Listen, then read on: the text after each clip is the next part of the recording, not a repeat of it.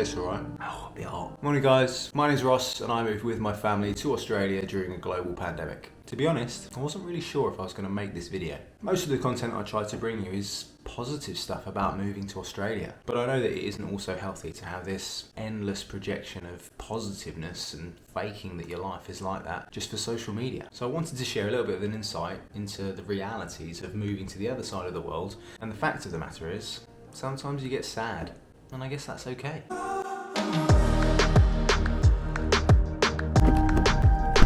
So here's the thing, I can't really put my finger on it really, especially when I have so many things to be positive about. Right now, even my happy place at the gym doesn't seem to be helping out. I'm just gonna go and have a think about it today and I'll get back to you.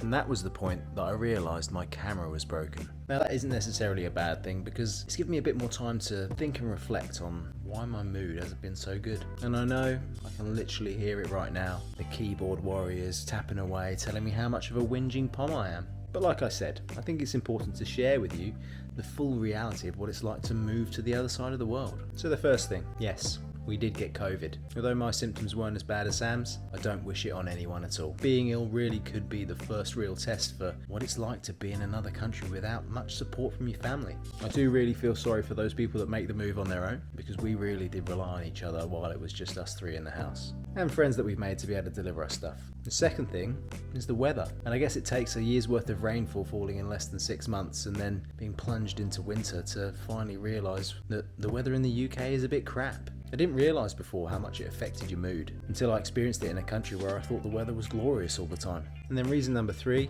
I guess I'm finally starting to miss people. Seeing our friends and family in the UK being able to come out of hibernation and start to enjoy their summer, just as we're going into our winter, seeing everyone that you know and love enjoying themselves does really make you start to think like you're missing out. Or maybe it's nothing. Maybe I'm just a little bit run down mentally, and that's okay. Because after all, isn't life just all about nothingness and waiting for something interesting to happen? Whatever it is, I'm not going to dwell on it.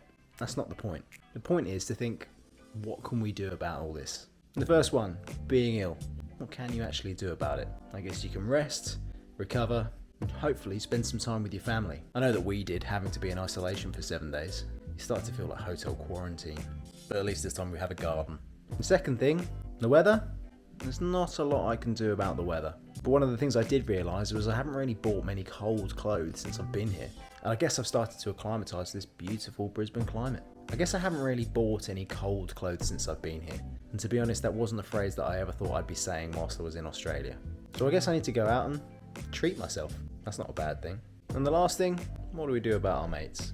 Well, over the last few weeks, I have actually spent the time trying to reconnect with them with social media and all this technology that we moan about. Whether it's calling, texting, messaging, whatever we can do to bridge the time difference. There's no point moaning about people not speaking to you if you don't have the time to try and speak to them yourself. And it's been great. When you start talking to them, you kind of wonder what it is that you were missing in the first place. If you hadn't ever thought about a routine of calling your mates, put some time in your diary. You'll thank me later. And if all of this doesn't really turn out to be anything and it actually is nothing, well, it's important not to dwell on the negatives and just focus on the positives. Manifest your own destiny. Try and think good things and hopefully good things will happen. I guess that's the reality of living in another country. If this video has helped you, make sure to give us a like so we can share it to other people. If you want to perv on the rest of our life, make sure to subscribe to our channel.